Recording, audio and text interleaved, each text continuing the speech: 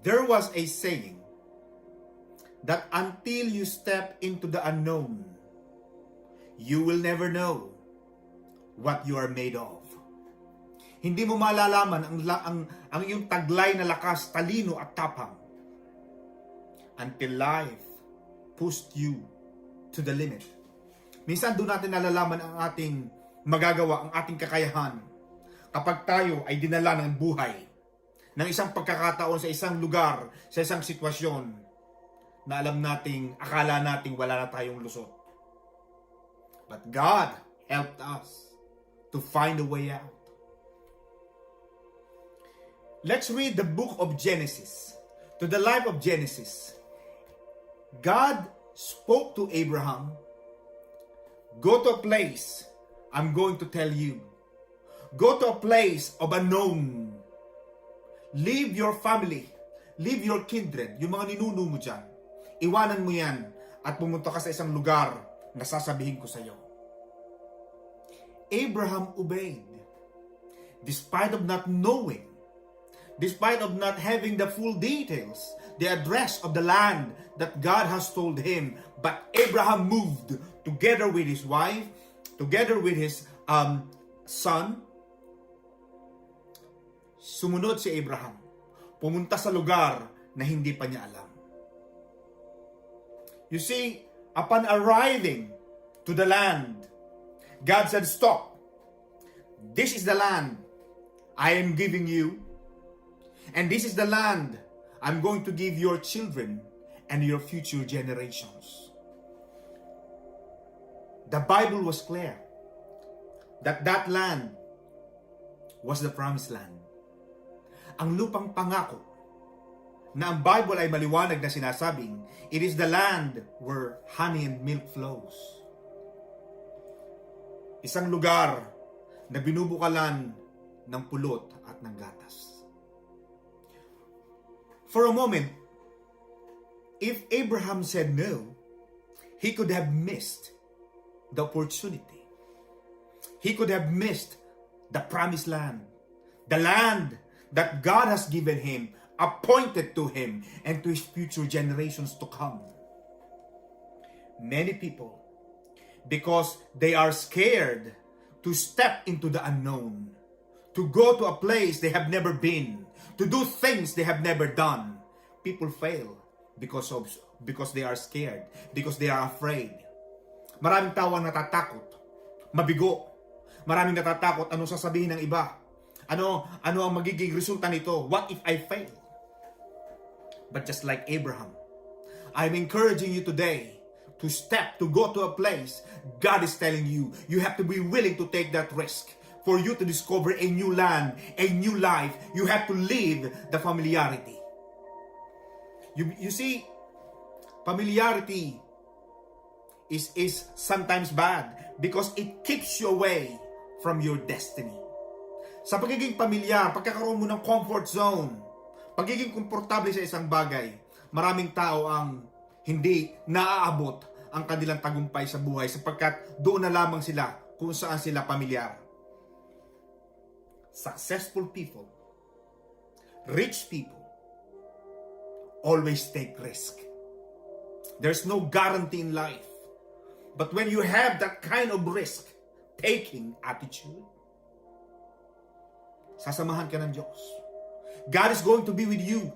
As you go along, you have to step by faith. Kaya ang tawag sa atin mga kapatid, we are believers. We walk by faith and not by sight. As Abraham was walking towards the promised land, towards the Canaan, each step na lumalakad siya, nagtitiwala siya sa Diyos. He kept on looking above. Just like Peter. Peter, he did not know the disciples on the boat were shouting, "Ghost, ghost, ghost." They were shouting because they've never seen, they don't know that it was Jesus. Jesus was walking on a shadow because it was so dark. It was so dark that they never recognized Jesus. But Jesus said, "It is me. Do not be afraid. Ako itong si Jesus. And Peter replied, Panginoong Jesus, kung totoo nga na ikaw ay si Jesus, sabihin mo, utusan mo ako na lumulan sa bangkang ito. Tell me to step out of the boat and I will do it. Peter made that decision to leave the boat, to leave the comfort zone, for him to step out of the boat and for him to experience a one of the lifetime experience, to walk on the water. You see, the only way you can experience things that you have never experienced before is for you to do things you have never done before. You have to be willing to step into the unknown. You have to be willing to take that risk na kailangan mo sumubok upang malaman mo kung ano ang nandoon sa kabila. Ang sabi ni Dr. David Scott, ang sabi niya, if you cannot risk, you will not grow. If you will not grow, if you cannot grow, you cannot become your best. You see, if Abraham did not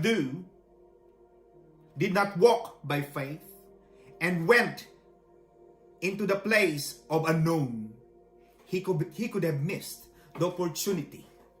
He could have missed the land of promise.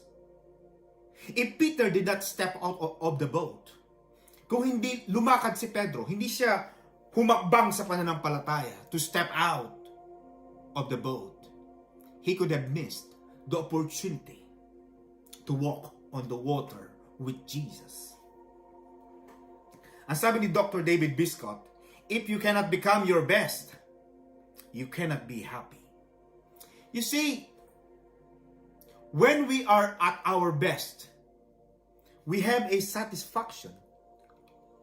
Nagkakaroon tayo ng kaligayahan sa buhay. Nagkakaroon tayo ng sense of achievement, sense of victory, sense of triumph. And that is the beauty of being happy and being our best. Otherwise, if we are not going to be happy, what else matters? Ano pang natitira sa buhay kung hindi rin lang tayo magiging masaya? You see, the number one regret of those people who are dying, the only question that they ask, that they regret the most, is the question, what if I tried?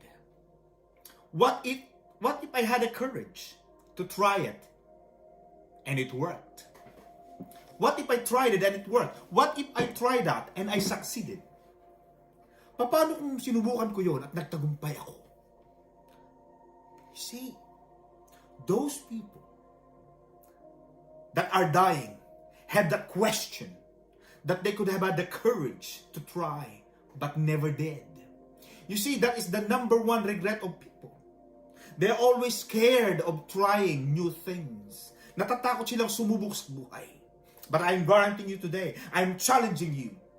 When you start and make that decision to step into the unknown, and you are with God, nakasama mo ang Diyos, kakampi mo ang langit, you will never fail. Dahil kasama mo ang Diyos. That each step of the way, you are guided and protected by the Lord Almighty. Ano ang sabi ng Biblia?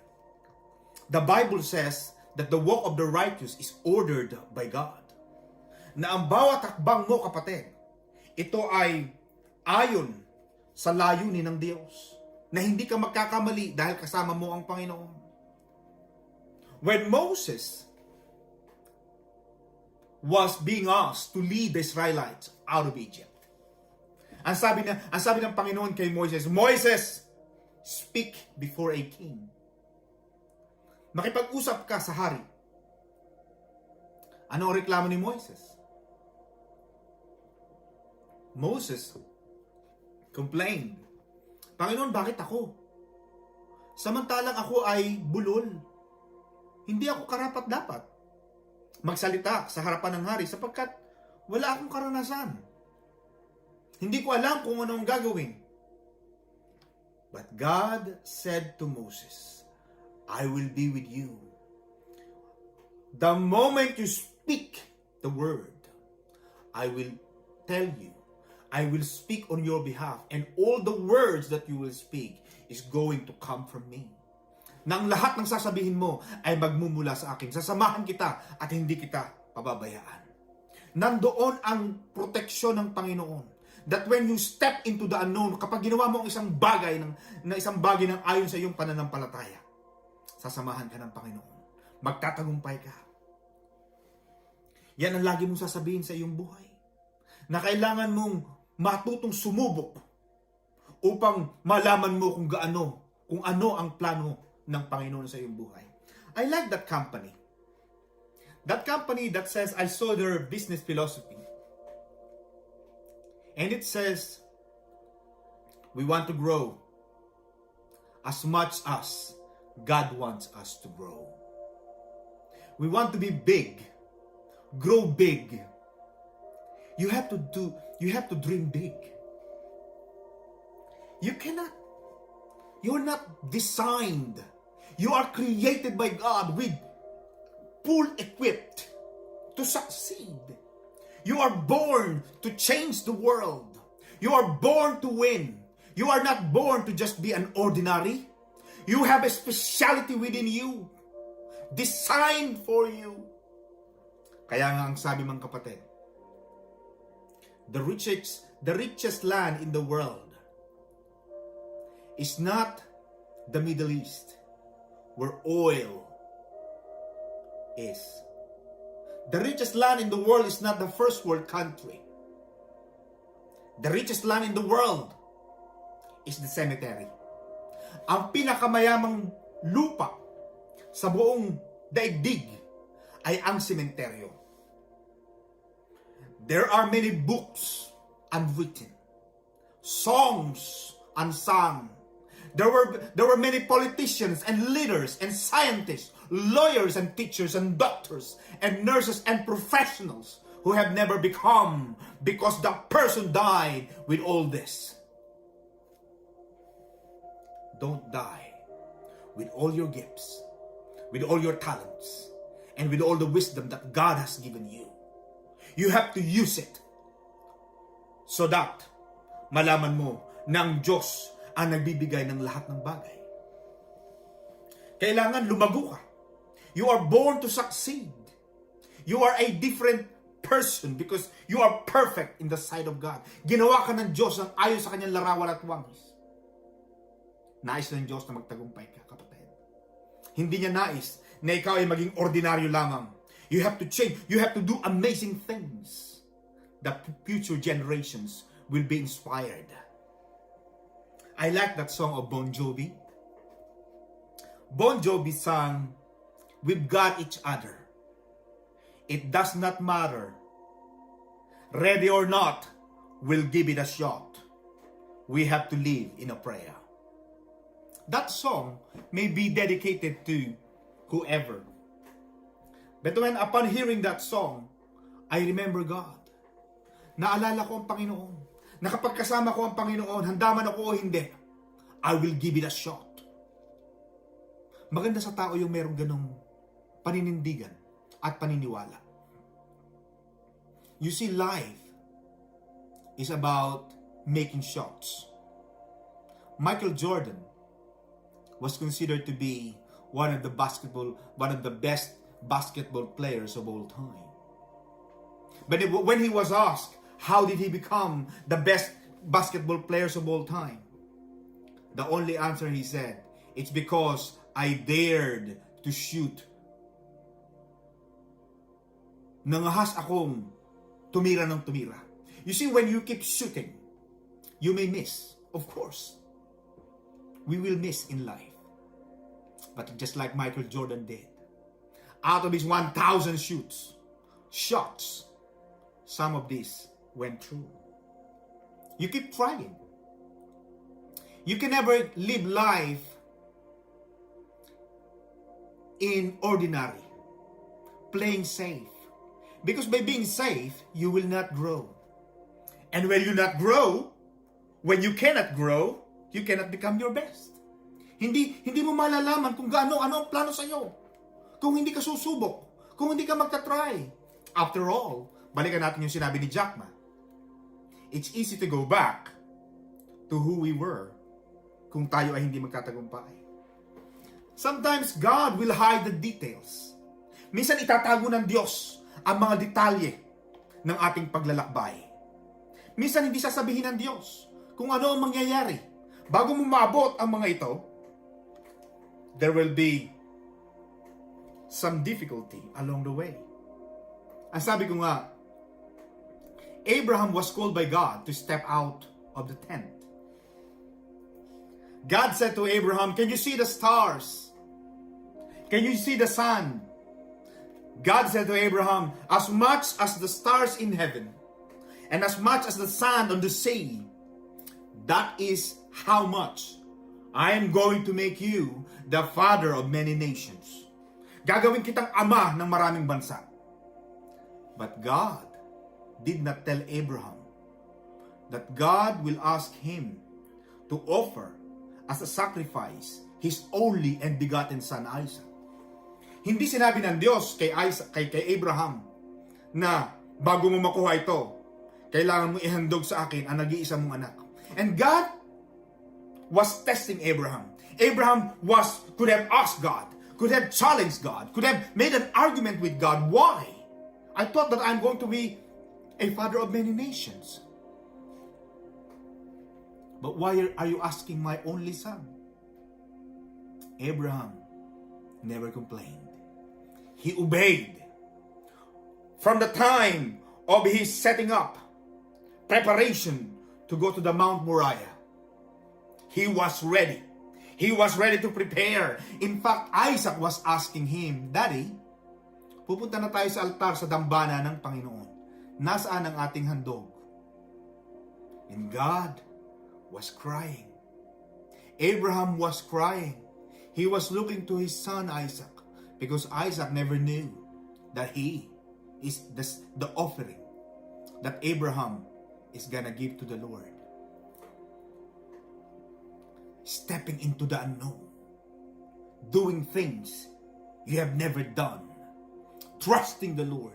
When you trust the Lord, pag ibinigay mo na sa Panginoon ang iyong pagtitiwala, ang lahat ng gagawin ng iyong mga kamay, hindi mo man alam, magkakaroon ka ng katagumpayan. When you give it a shot, let's give it a shot. I remember that saying, we only walk on this earth once. Isang beses ka lang lalakad sa mundong ibabaw. Give it a shot. Discover a new land. Take the risk. Step into the unknown. Kasama mo ang Panginoon. Just like Esther. I remember the life of Esther. Ipinanganak siyang ampun siya ng kanyang tiyuhing si Mordecai. The time came that there was a news that the king will order the killing of all the Jews. Nagkaroon ng utos ang hari, ng ordinansa, ng decree that all the Jewish shall be killed. And at the time, Mordecai said to Esther, "You have to speak before the king.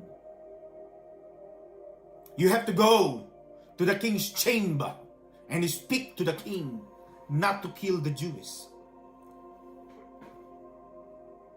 At that time, it was not easy to go to the king without being noticed, without being called, and without being summoned. Someone must need a notice to speak to the king. Esther, by daring to come to the king's chamber, could have cost her life. She did not know what will happen, but she knows that God is with her. And she said, if I die, I die. But I will not pass this opportunity. I will go and I will speak to the king. Mordecai said to Esther, Esther, if you are not going to do this, God is going to use someone to do it. If you're not going to do this, you, your family, and all the Jewish shall die. And God, Mordecai, reminded Esther, what if you are destined? What if you are designed for such a time like this? What if ito ang iyong pagkakataon? What if this is your moment to shine? What if this is your moment? Esther dared to step into the unknown. When she was walking to the throne, to the king's chamber, she did not know what to do. She did not know what will happen. She could have been killed. But the king left out his golden scepter. And he said, come on, Esther, what can I do for you?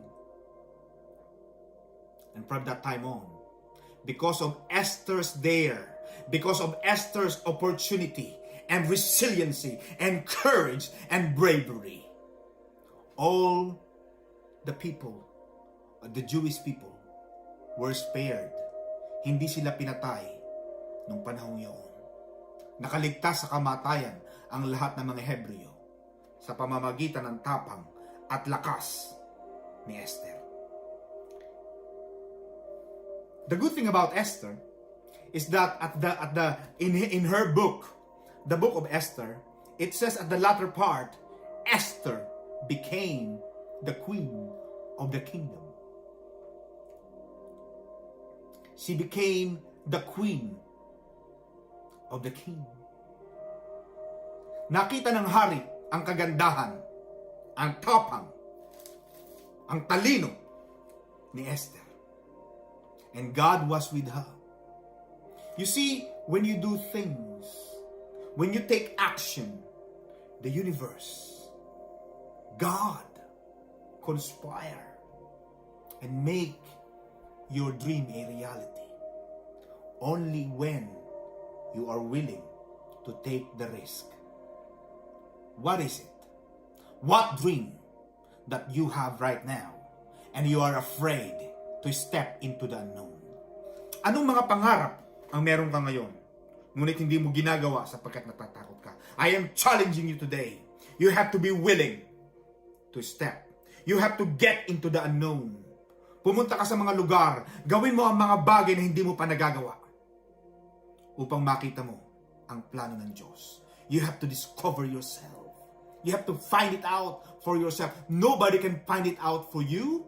It's only you who can discover yourself. Ako ay naniniwala na kapag ikaw ay nagkaroon ng ganong paninindigan, na hahanapin ko ang aking sarili. Susubukan kong gawin ang mga bagay na ito. Mga bagay na hindi ko alam kung magtatagumpay ako o hindi. Most of the time, people who try succeed. Yes, you can fail badly. Yes, it may cost you a lot. Because good things never come easy. Lahat ng bagay na magaganda ay pinaghihirapan. You can fail.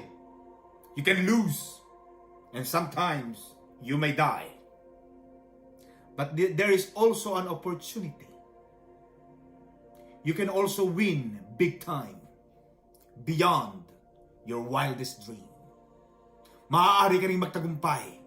What if God was also telling you that God was leading you to an unknown place, and that place is a promised land that God has given you, that God has appointed to you and your future generations. You see, the decision that we have right now will affect our future generations.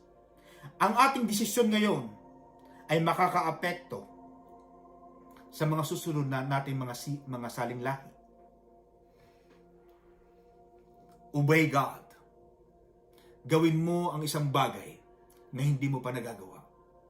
Step into the unknown. Be willing to take the risk, just like Peter, just like Esther. They took risk.